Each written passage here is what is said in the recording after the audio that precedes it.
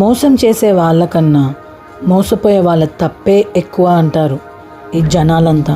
కానీ మోసం చేయాల్సిన ఆలోచన వచ్చే వాళ్ళదే మొదటిగా వాళ్ళ తప్పు అని ఎవ్వరూ చెప్పరు. ఎందుకో ఈ స్టోరీలో చూద్దాం. Welcome to Anita alert videos. ఇంకా కొంచెం కూడా లేట్ చేయకుండా వెళ్ళిపోదాం మన స్టోరీలోకి. ఇది కూడా ఒక రియల్ స్టోరీ. ఒక ఊర్లో ఒక కుటుంబం ఉంది. కానీ ఆ ఇంట్లో ఒకటే ఏడుపులు. ఎందుకంటే ఆ కుటుంబం పెద్ద వాళ్ళ నాన్నగారు చనిపోయారు. ఒకవైపు అమ్మ ఏడుస్తుంది, మరోవైపు ముగ్గురు కూతుర్లు ఏం జరుగుతుందా, ఏం అవుతుందా అని ఆలోచిస్తున్నారు. వాళ్ళకేం అర్థం కావట్లేదు. కానీ ఆ తల్లి మనసులో ఒకటే ఆలోచన, రేపన్న రోజు ఎలా గడుస్తుంది, రేపన్న రోజు పిల్లని ఎలా చూసుకోవాలి అని చెప్పేసి ఒకటే అలజడి తన గుండెల్లో. అలా అని ఆ తల్లి వెనకడుగు వెయ్యలేదు. ఆ ముగ్గురు కూతుళ్ళని చాలా బాగా చదివించింది. అందరూ గవర్నమెంట్ స్కూల్లో మంచిగా చదువుతున్నారు. ఆ తల్లి చిన్న చిన్న పనులు చేసుకుంటూ ఇంట్లో కావాల్సిన సామాన్లు, పిల్లలకి కావాల్సిన సామాన్లు సమకూర్చుతుంది.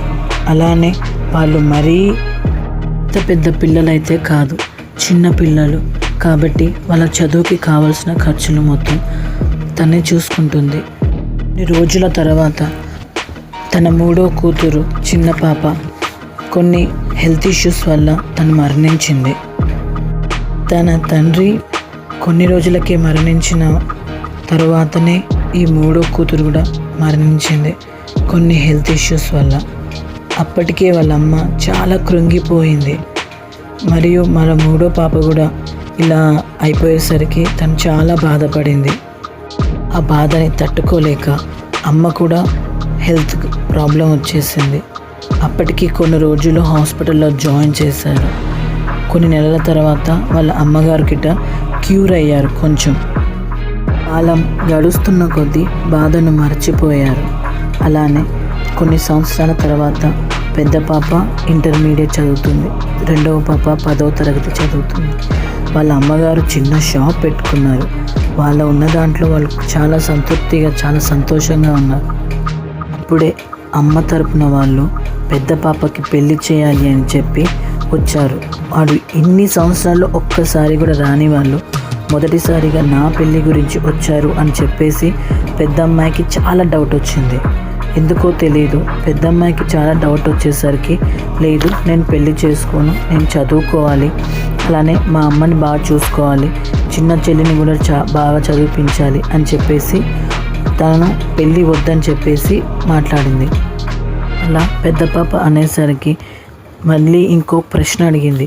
నా చిన్నప్పటి నుంచి మీరెవ్వరూ రాలేదు, కానీ ఇప్పుడు వచ్చారు, ఎందుకు, ఏంటి, ఇదంతా ప్రేమ లేదంటే మీరేమైనా ఆశించి వచ్చారా మా దగ్గరికి అని చెప్పేసి ఆ పెద్దమ్మాయి అడిగింది.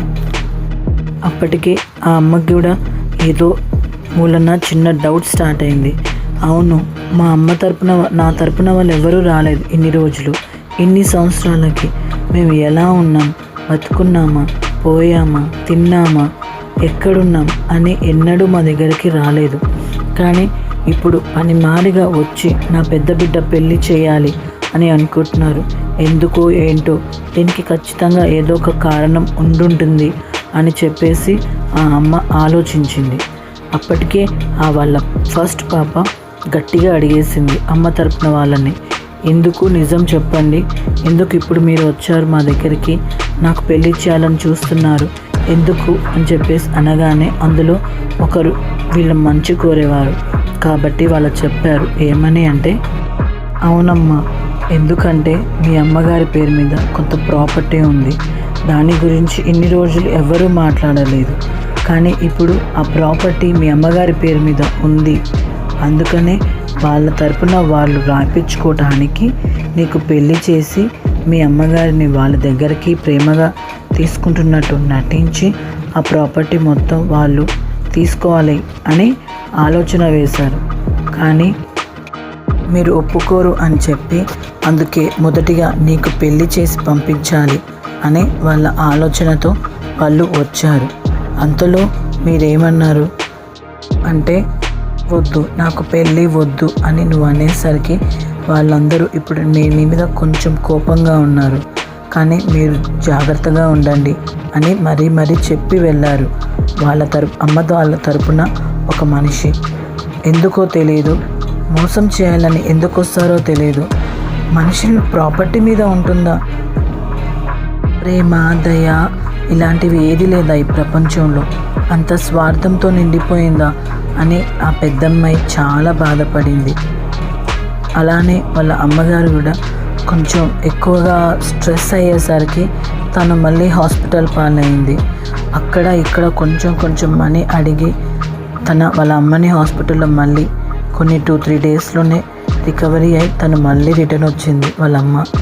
కానీ ఇవన్నీ చుట్టాలందరూ ఇలా ఉంటారా అని చెప్పేసి ఆ ఫస్ట్ అమ్మాయికి వాళ్ళ అమ్మ వాళ్ళ తరపున వాళ్ళ అమ్మకి అందరికీ అర్థమైంది. అందుకే పెద్దమ్మాయి ఒకటే నిర్ణయించుకుంది, నేను బాగా చదువుకొని మంచి ఉద్యోగం సాధించుకోవాలి అని. అప్పటికి ఇంట్లో అమ్మ తరపున వాళ్ళు వచ్చి ప్రతిరోజు మాట్లాడడం, విసిగించడం జరుగుతుంది. అందుకనే పెద్దమ్మాయి చిన్నమ్మాయిను హాస్టల్లో వేసింది. ఎందుకంటే నువ్వు ఇక్కడ చదువుకోలేవు, నువ్వు కాన్సన్ట్రేట్గా చదువుకోలేవు, ఇప్పుడు నువ్వు 10th క్లాస్ కాబట్టి చాలా బాగా చదువుకోవాలి అని చెప్పేసి వాళ్ళకి ఎవరికి తెలియకుండా వాళ్ళ అమ్మకు చెప్పి తనని వేరే ఊర్లో హాస్టల్లో వేసింది. అప్పటికి చిన్నమ్మాయికి కొంచెం భయంగానే ఉంది. ఎందుకంటే తను ఎప్పుడు వాళ్ళ అక్కని వాళ్ళ అమ్మగారిని వదిలేసి ఎక్కడికి వెళ్ళలేదు. సడన్గా హాస్టల్ అనేసరికి కొంచెం భయపడింది తను. వాళ్ళ అక్క చెప్పారు, నువ్వు ధైర్యంగా ఉండు, మేము ఉన్నాము, నీకేం కావాలన్నా మాకు ఇన్ఫర్మేషన్ ఇవ్వు, మేము వస్తాము, నీకేం కావాలన్నా మేము తెచ్చిస్తాము అనేసరికి వాళ్ళ చెల్లి కొంచెం ధైర్యంగా హాస్టల్లో జాయిన్ అయింది. అప్పటికి కొన్ని రోజుల తర్వాత ఇంటర్మీడియట్ ఎగ్జామ్స్ అయిపోయాయి, రిజల్ట్స్ కూడా వచ్చాయి. పెద్దమ్మాయి చాలా మంచిగా ఎగ్జామ్ రాసి టాప్స్లో వచ్చింది ర్యాంక్ తనకి.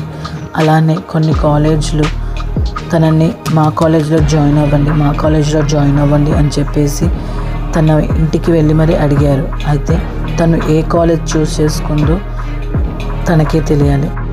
ఎందుకంటే తను ఉండే సిచ్యువేషన్ బట్టి, తన ఫ్యామిలీలో ఉండే సిచ్యువేషన్ బట్టి తను ఆలోచించుకొని ఒక మంచి కాలేజ్ ఎంచుకుంది. అమ్మకి దగ్గరలోనే, వాళ్ళు ఉండే ఊరికి దగ్గరలోనే. అందుకనే తను చాలా బాగా ఆలోచిస్తుంది. చాలామంది అంటారు కదా, పెద్ద కూతురు చాలా బాగా ఆలోచించి ఏ అడుగైనా ముందడుగుగా ఆలోచించి వేస్తుందని. అలాగే తిను కూడా అంతే, చాలా మంచిగా ఆలోచించి దగ్గరగా తీసుకుంది. అప్పటికి అమ్మ తరపున వాళ్ళు రోజు కాల్ చేసి ఇబ్బంది పెట్టడం స్టార్ట్ చేశారు. అవన్నీ ఏం పట్టించుకోకు అమ్మ, నువ్వు ప్రశాంతంగా ఉండు, నువ్వు ఆరోగ్యం జాగ్రత్త అని పెద్ద కూతురు వాళ్ళ అమ్మకి చాలా ధైర్యం చెప్పింది. అలానే తను ఒక కాలేజ్లో చదువుకుంటూ తను మంచిగా మార్క్స్ తెచ్చుకుంటుంది. వెంటనే ఒక ఫోన్ కాల్ వచ్చింది పెద్ద ఆమెకు. చిన్న ఆమెకు హెల్త్ బాగాలేదు, మీరు వచ్చి త్వరగా హాస్పిటల్కి తీసుకువెళ్ళండి అని చెప్పేసి వాళ్ళ హాస్టల్ నుంచి పెద్ద ఆమె వాళ్ళ అమ్మగారు ఇద్దరు వెంటనే హాస్పిటల్కి వెళ్ళి చిన్న ఆమెను హాస్పిటల్లో జాయిన్ చేస్తే వైరల్ ఫీవర్ అని చెప్పారు. అప్పటికి తను ఎగ్జామ్స్ దగ్గరకు వస్తున్నాయని చెప్పేసి చిన్న ఆమె, నేను చదువుకోవాలి అక్క, నేను త్వరగా వెళ్ళాలి హాస్పిటల్కి అని చెప్పేసి తను మారం చేస్తుంది. తను 10th ఎగ్జామ్స్ కాబట్టి ఆ టైంలో. సో కొన్ని రోజులు ఇంటికి తీసుకెళ్ళి రెస్ట్ చేయించి అప్పుడు మళ్ళీ హాస్టల్లో తనని జాయిన్ చేశారు. అప్పటికే అమ్మగారు వాళ్ళ పెద్ద ఆమె కొంచెం ఇబ్బందులోనే ఉన్నారు మనీ ప్రాబ్లం వల్ల. సో అవన్నీ ఏది తెలియకుండా చిన్న ఆమెను చాలా జాగ్రత్తగా చూసుకున్నారు.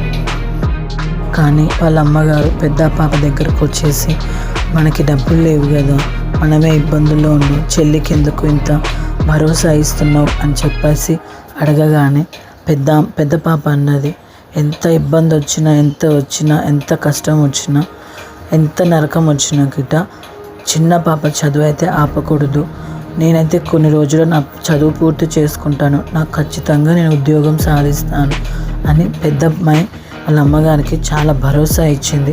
మరియు చిన్న అమ్మాయికి కూడా, నువ్వు మంచిగా చదువుకుంటావు, నువ్వు ఏది కావాలంటే అది చేయగలుగుతావు అని చెప్పేసి తనకు కూడా భరోసా ఇచ్చింది.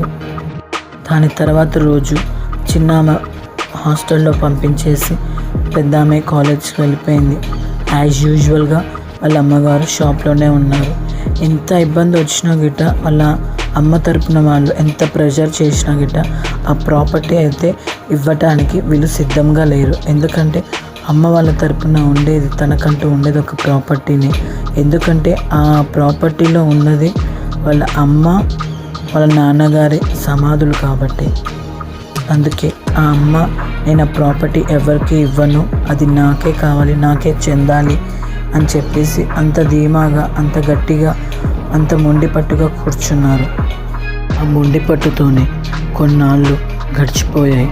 అంటే పెద్దమ్మాయి ఫైనల్ ఇయర్ చదువుతుంది, రెండో అమ్మాయి ఇంటర్ సెకండ్ ఇయర్ చదువుతుంది. అప్పటికి పెద్దమ్మాయికి చాలా సంబంధాలు వచ్చాయి. ఆయన తను ఏది వద్దు, నేను సెటిల్ అవ్వాలి అని 2-3 సంబంధాలు వచ్చిన వారికి తను అలా చెప్పగానే మిగతా వాళ్ళందరూ వెళ్ళిపోయారు. కానీ ఒకతను పెద్దమ్మాయి స్వభావం చాలా నచ్చింది. ఏం జరిగినా పేరెంట్స్ని వదలొద్దు, తన చెల్లిని వదలొద్దు, తనని బాగా చదివిపియాలి అని చెప్పేసి తన స్వార్థంతో తను వెళ్ళిపోలేదు. ఇలాంటి రోజుల్లో ఇలాంటి అమ్మాయ అని ఆ అబ్బాయికి చాలా నచ్చింది. అందుకే అతను చెప్పాడు, నువ్వు ఎన్ని నెలలైనా టైం తీసుకో, నేను వెయిట్ చేస్తాను, మా పేరెంట్స్ని ఒప్పించి నేను నిన్ను పెళ్లి చేసుకుంటాను అని అన్నప్పుడు ఆ పెద్దమ్మాయి కూడా కొంచెం ఇంప్రెస్ అయింది. అయితే కొన్ని నెలలు అయితే నా చదువు పూర్తయిపోతుంది, అలాగే మా చెల్లి కూడా చదువు పూర్తయిపోతుంది, తన హైయర్ స్టడీస్కి పంపాలి అని నా ఆలోచన అని చిన్న చిన్న సలహాలు మొత్తం ఆ అబ్బాయితో షేర్ చేసుకుంది. చూస్తూ చూస్తూ పెద్దమ్మాయి చదువు అయిపోయింది. అలానే కొన్ని ఇంటర్వ్యూస్కి అటెండ్ అయ్యి కొన్ని కాంపిటేటివ్ ఎగ్జామ్స్ కూడా రాసింది. అందులో 2 ఎగ్జామ్స్ తను క్వాలిఫై అయింది. అప్పటికి చాలా కష్టపడి రాసిన ఎగ్జామ్స్కి ఫలితం వచ్చింది అని వాళ్ళ అమ్మకి చాలా సంతోషంగా చెప్పింది. అలాగే చిన్నమ్మాయి కూడా ఇంటర్ కూడా పాస్ అయింది, మంచి ర్యాంక్ వచ్చింది అని కూడా తెలిసింది. అప్పటికే వాళ్ళు కొన్ని జాబ్ ఇంటర్వ్యూస్ ఇచ్చారు కదా, అందులో జాబ్ వచ్చింది అని అందులో కూడా సెలెక్ట్ చేశారు. కానీ పెద్దమ్మ తనకి గవర్నమెంట్ జాబ్ కావాలి అని అది చూస్ చేసుకుంది. తర్వాత ఫ్యామిలీ అంతా సెటిల్డ్.